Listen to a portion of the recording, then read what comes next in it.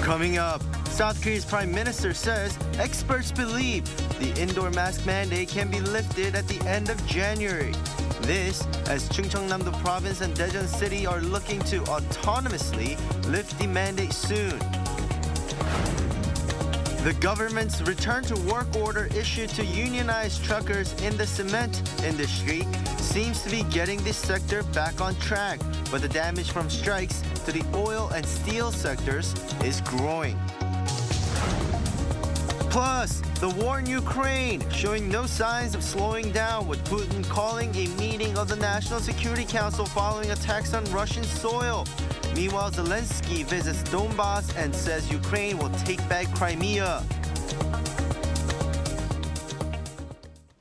Good morning and welcome to New Day at Arirang. We start today with news on the indoor mask mandate here in South Korea and its potential lifting. Prime Minister Han Duck-soo said Tuesday that the mask mandate could be removed from the end of next month instead of the government's original plan to lift the rule in March.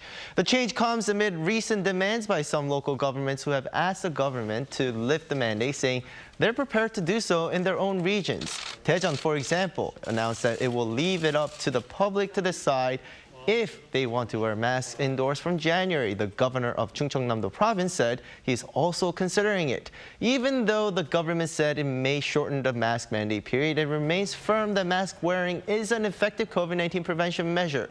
The government plans to hold meetings with health officials in the coming weeks and deliver a final decision by the end of this month. The financial burden on South Korea's future generations is expected to grow significantly due to a variety of risks posed by factors like aging population and high inflation. Against this backdrop, experts from around the world discuss ways to ensure sustainable economic growth. Our Choi Min-jung brings the highlights from that session. At a time of slowing economic growth, high inflation, and an aging population, the South Korean government's role in maintaining sustainable fiscal management has become more important than ever. And to address these issues, experts from South Korea and abroad gathered in Seoul on Tuesday for the Public Finance for Sustainable Growth Conference run by the National Economic Advisory Council and the Korea Development Institute. Finance has played a key role in the development of our economy, and it has become especially crucial recently due to numerous economic conditions like the COVID-19 pandemic and inflation. South Korea's financial situation is relatively stable compared to other OECD countries. However, we have to brace for challenges that come from the country's demographic change. As Cho said, the outlook for South Korea is gloomy due to a rapidly increasing senior population. Statistics Korea forecasts that by 2050, around 40% of South Korea's population will be aged 65 or above. That likely means a wider fiscal gap, with more elderly people requiring pensions and healthcare benefits. To close the gap, Professor Kotlikov from Boston University says countries must conduct a generational accounting analysis to measure the cost for future generations if the fiscal gap can't be narrowed now. It's one big boat of old people, young people, middle-aged people, younger, future generations are all in the same boat. So we want to make sure that the boat stays afloat and that everybody in the boat is being treated fairly. We should stop having generations just focus on their own welfare. But we also need to have the government honestly convey what the policy implies and whether it needs to be dramatically changed. The professor mentioned that other reforms need to be made to close the fiscal gap in South Korea. They include dramatically raising financial incentives for women who have multiple children, gradually raising the retirement age for seniors, and implementing better policies for women to continue working after having children. Choi Min-jung, Arirang News. The unionized trucker strike entered its 14th day. The fallout is felt in the steel and oil sectors, so the government is reviewing the option of invoking additional return-to-work orders. Our Lee Kyung-eun brings the updates. Shipments of cement seem to be picking up pace again as cement mixer drivers who are served with the government's return to work orders are starting to get behind the wheel again. The supplies of oil and steel are being disrupted. According to industry sources, shipments of steel are down by nearly half compared to the normal level. Petrochemical shipments are barely hovering 5% of the usual average.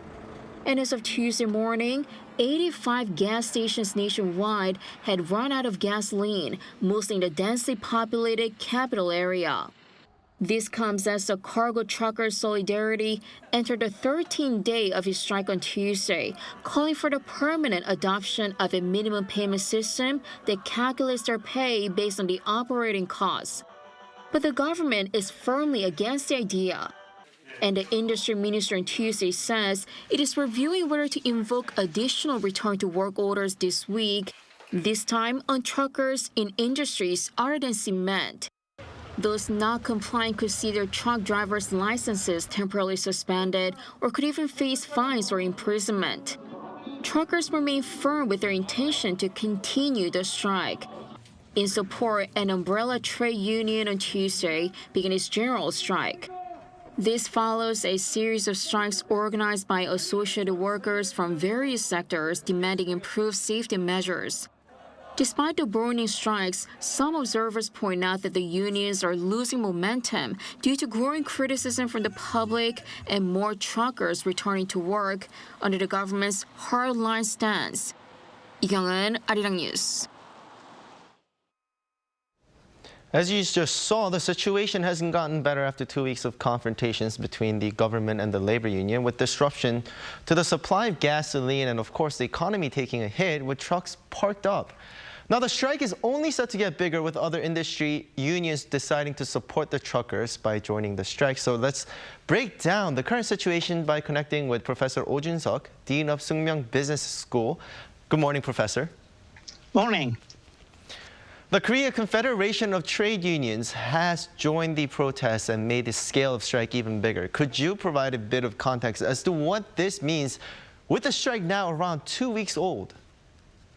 The Confederation, KCTU, support truckers on strike since November 21st, starting the workout with rallies in 15 major cities.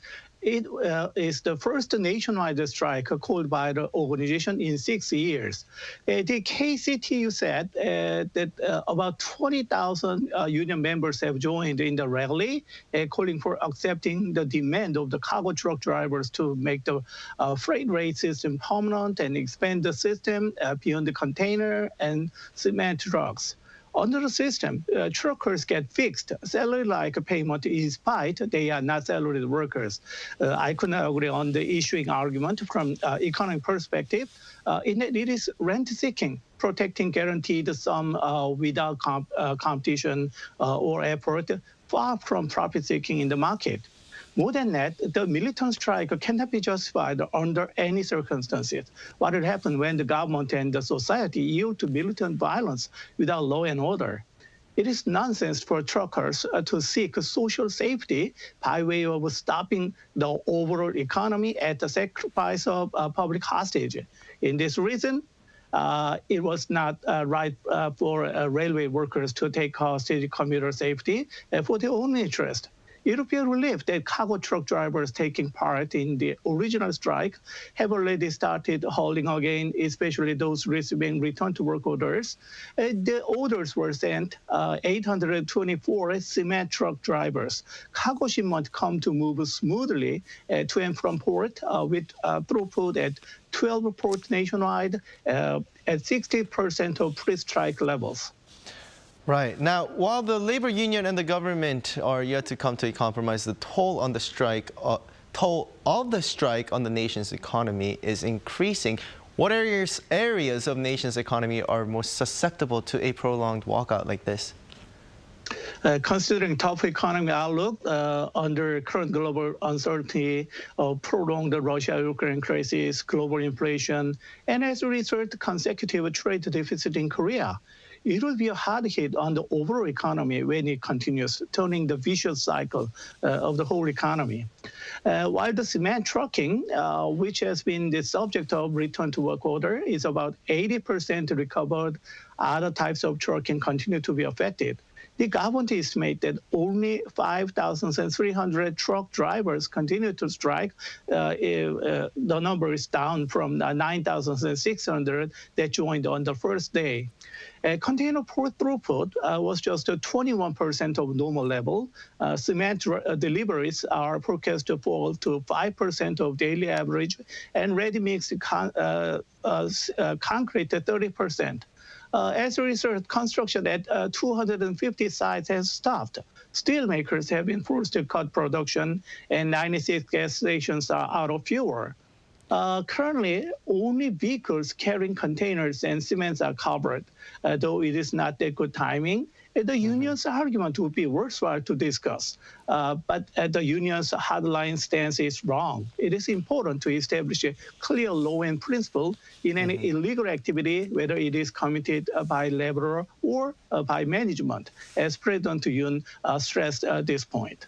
Right, and as you believe that the strike may be wrong, the International Labor Union, however, has requested an explanation from the government regarding its return to work order. What does this mean, and has the ILO ever stepped in over a strike in South Korea before? Not directly, as I know of, but consequently and politically, they've kept trying. Despite the government's stern response, the KCTU is set to hold a general strike nationwide on Tuesday. According to the union, it held demonstrations with the participation of about 6,000 members in Seoul and 4,000 members in Busan.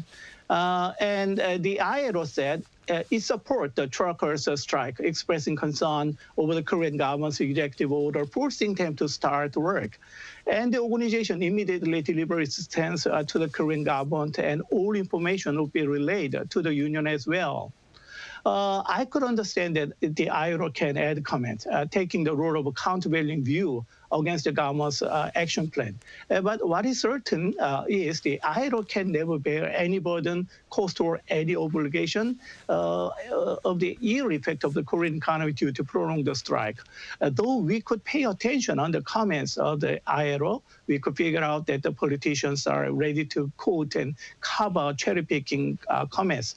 In this respect, it is not allowed for the ILO to intervene in the matter of Korean economy. Right. It is too naive to believe it can help Korean economy to recover when it is tumbled down. It is totally up to us, our obligation, and we will to find a balanced solution for the advancement of the Korean economy. Right. Well, thank you so much for your insights this morning, Professor. It's always good to hear from you. And I hope you have a great day. Thank you for having me. Now, North Korea has yet again fired artillery shells into the so-called maritime buffer zones in waters off of its east coast in protest against the live fire drills that were conducted throughout the day by forces from South Korea and the U.S. In response, Seoul's defense ministry issued a strong warning toward the regime, saying that such action can never be tolerated. Our Peun-ji has more. For the second day in a row, North Korea on Tuesday fired artillery shells toward the East Sea. South Korea's Joint Chiefs of Staff said 100 were fired in total. At around 10 a.m., the North started to fire some 90 artillery rounds from Gosong-gun County, and then around 10 more starting 6 p.m. from Kumgang County. The shells landed within the maritime buffer zone set by the Inter-Korean Military Agreement in 2018 to ease military tensions.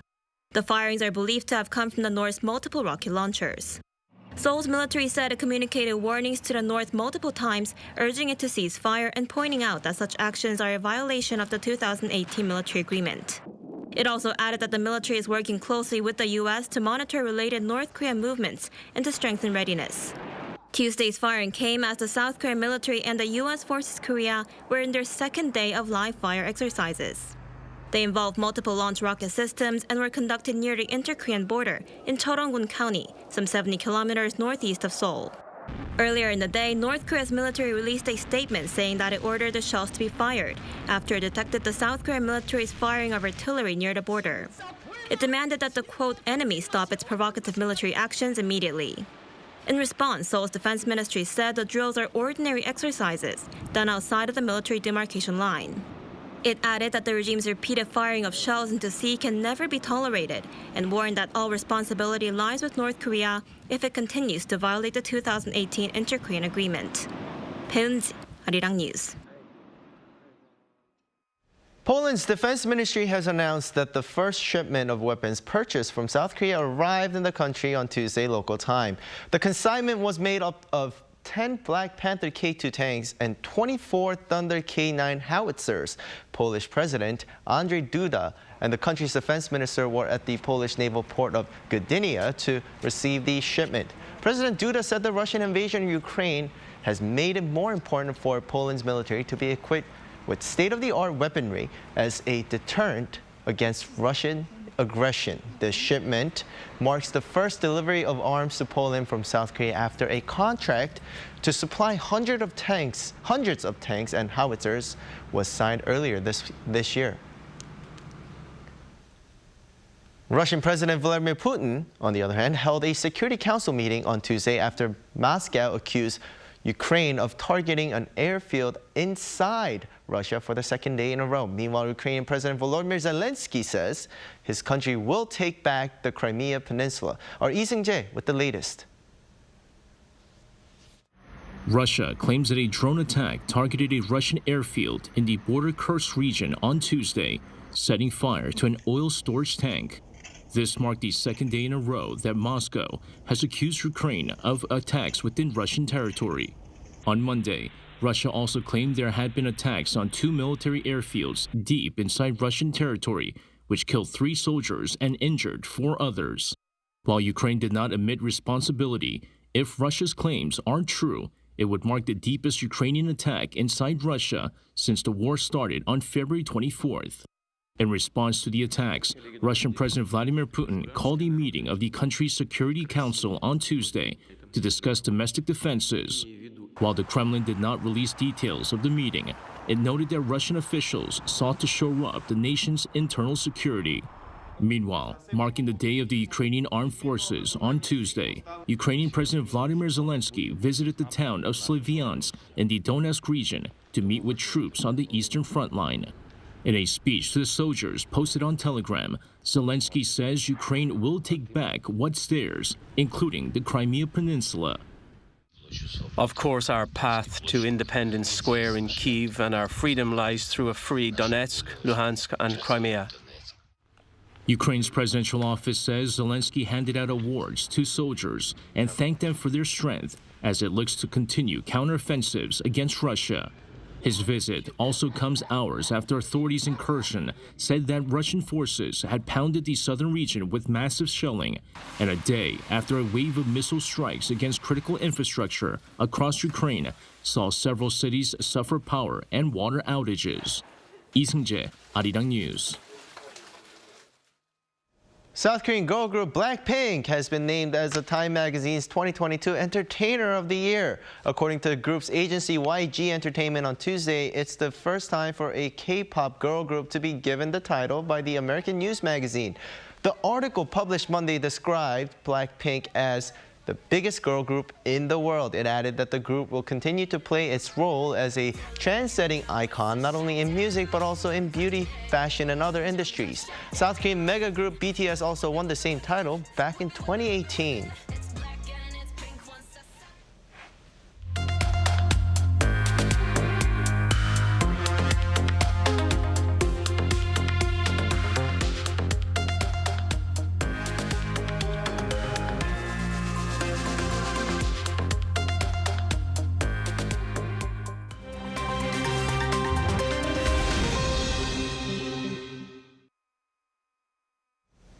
For the latest updates from Qatar 2022 World Cup, we now turn to our Matthew Ashley standing by at the Arirang Newsroom. Good morning. Good morning, Doyon.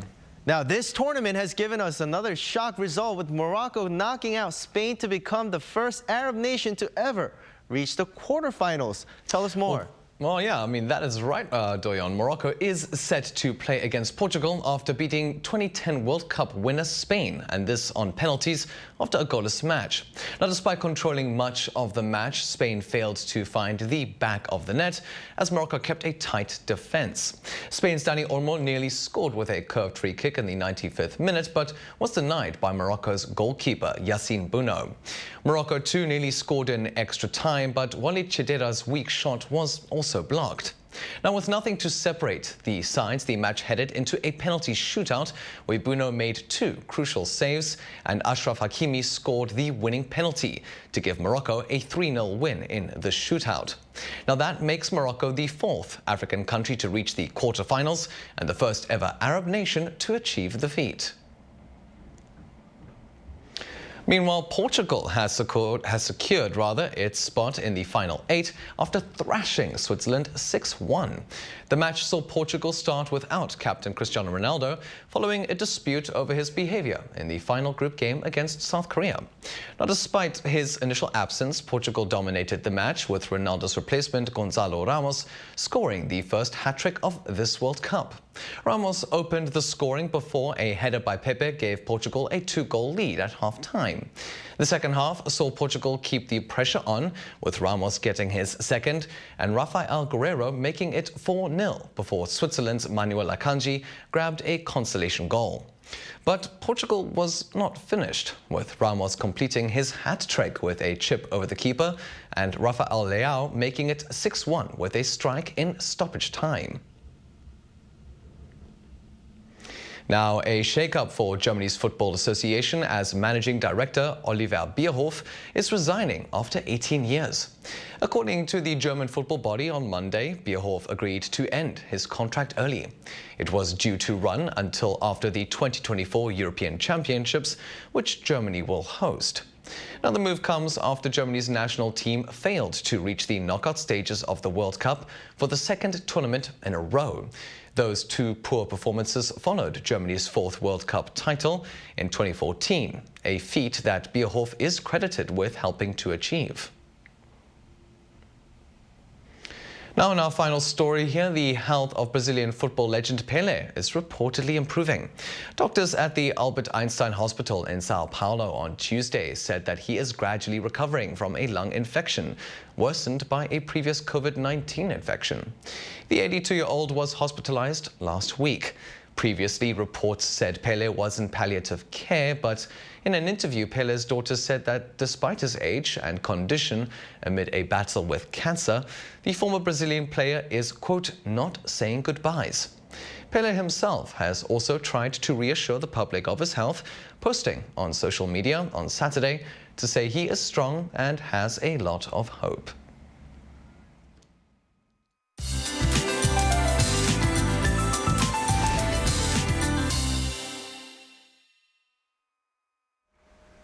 Good morning. It's Daeseol today, and it's supposed to snow a lot around this time. Well, we did receive some light rain and snow overnight in central parts of the country, causing slippery roads this morning.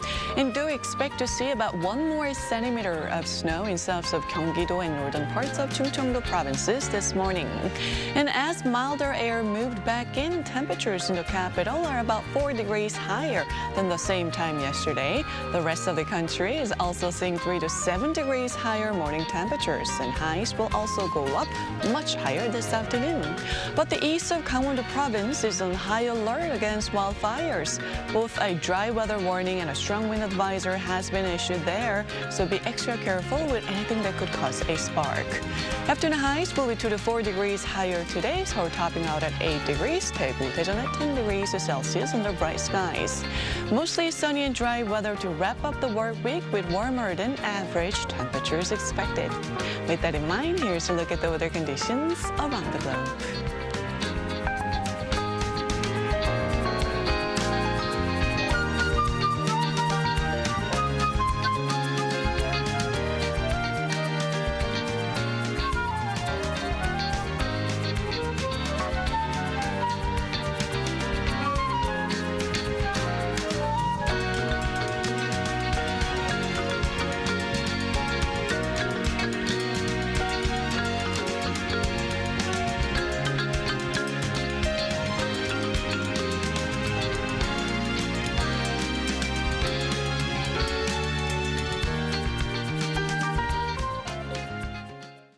And that wraps up today's New Day at Arirang. We'll be back tomorrow for our Thursday's edition at the same time. Please stay with us for more updates throughout the day, though. Have a lovely day or evening wherever you are, and take care.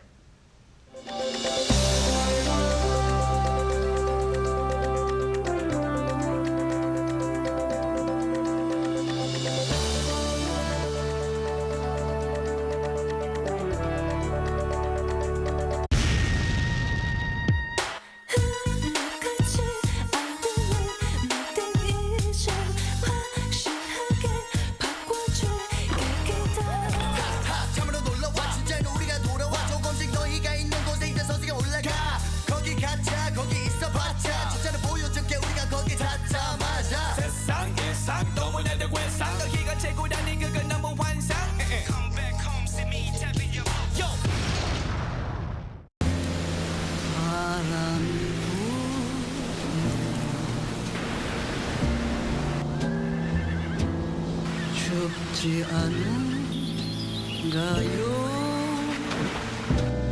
처음 태어난 이별에서 사는 우리 손잡아요.